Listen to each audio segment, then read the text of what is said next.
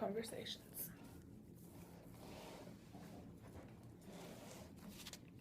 So, hi, future youth advisors. Nice to meet you. Hi, future youth advisor. You can clip that out, right? Hi, future youth advisors.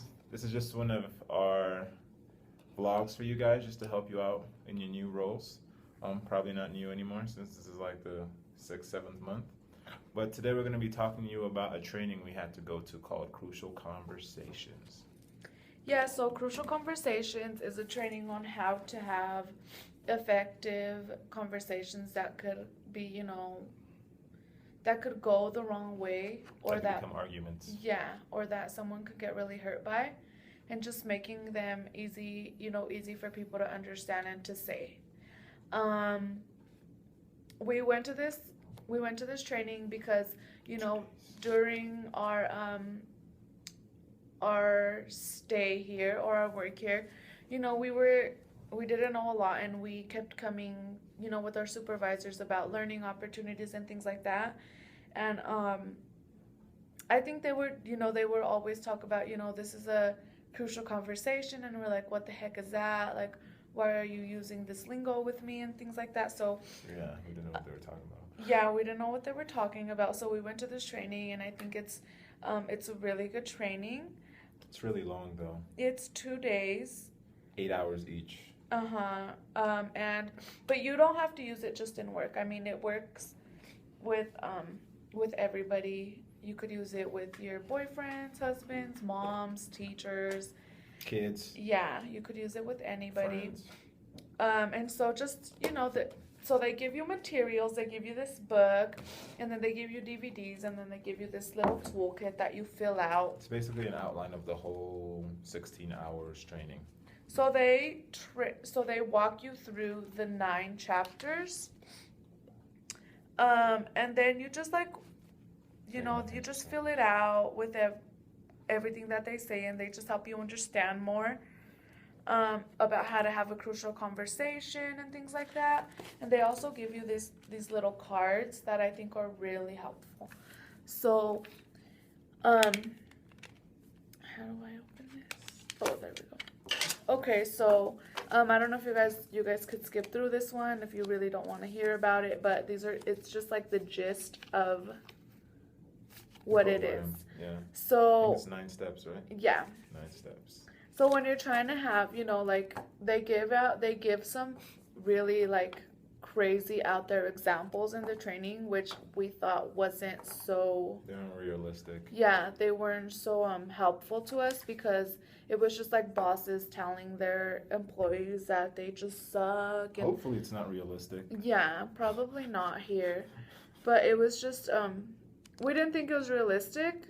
Mm-hmm. Well, the examples, but I mean, say that you want to tell your supervisor that they hurt your feelings about a document that they reviewed, and they, totally tore it apart, and you don't want to be like, well, you're a witch because, even though you might feel that way and you might be really hurt, you have to like get over that and say and have a crucial conversation so that doesn't happen again, and so that there's like agreement and understanding on on why people's feelings are hurt and how you could move on.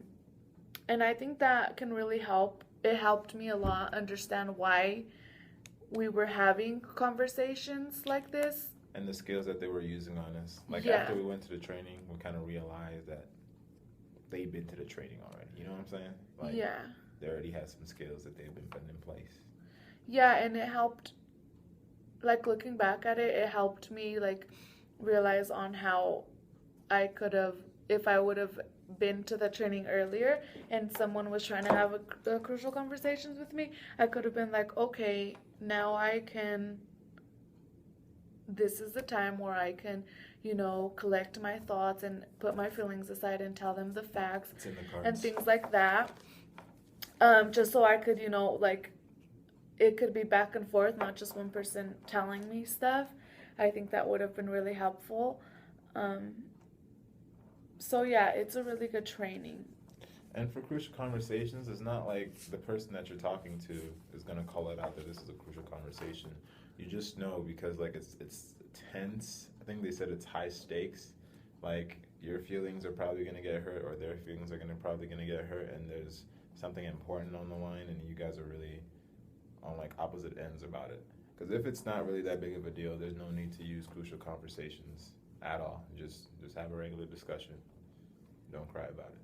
Yeah. Like they say high stakes, like someone's job is on the line, a project or money, or a relationship is at stake, you know? Because if you just want to have a crucial conversation on where you want to go for lunch, like you shouldn't. Or if somebody drank milk out the carton, that's not a crucial. That's pretty crucial. That's crucial? To me. That's not crucial. To me, that's really crucial. Like, that's like the high stake is our relationship. If you drink out of the milk carton, our relationship is at stake. So don't drink milk out of the carton. Or orange juice then. Or nothing out of the carton. That's why they made cups. Use a cup. Or just like label your name on it so nobody drinks out of it.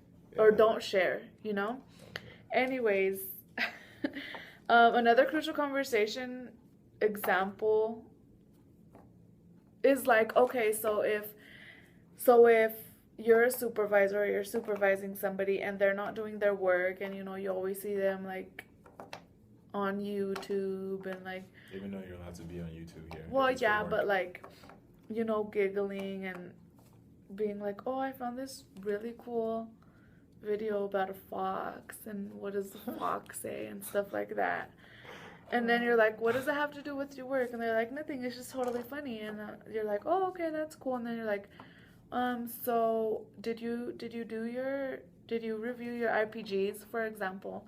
And they're like, yeah, I'll get to that later. Like, I'm totally in the zone on YouTube right now. Like, it's giving me really good related videos. So I'm just like in a row, you know, just watching them. So then that's when you're like, okay, I'm really pissed because this person hasn't done their IPGs and I really need them to, so I could get them to my supervisor. Because then my supervising role is at stake. So then that's when you could use a crucial conversation. You could use crucial conversations with boyfriends and girlfriends. You can use them with anything. As far as it's like a really tense conversation, that's just how I think about it. Yeah. So I recommend the training. Oh, but at the training, the trainers that we had weren't really used to speaking to youth and youth issues. So you might have to put things in perspective yourself.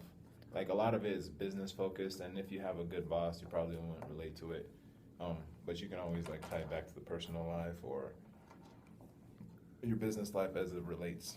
But other than that, it was a great training. Yeah, like Enkem said, like the setting was kind of like corporate office, like mean bosses that are like really mean and stuff. Yeah. So, and that's not the case here at CDPHE, thankfully. At least for us. Yeah, at least for I don't think anybody is like that here. Like this is I don't know. There is a cool culture around here. It is. Yeah. Like I don't think anybody will ever tell you you're stupid. Like no, they would never say that. But if they do, like you could probably tell HR and they could, you know, be in trouble. But so we had a lot of trouble coming up with examples, because you have to come up with an example and follow that through the whole training, through the whole 2 days. So it was hard for us because we're like, our bosses have never called us out like that, you know? Yeah. Thank God they had gone through the training and they used crucial conversations on us, and they didn't blow up in our faces.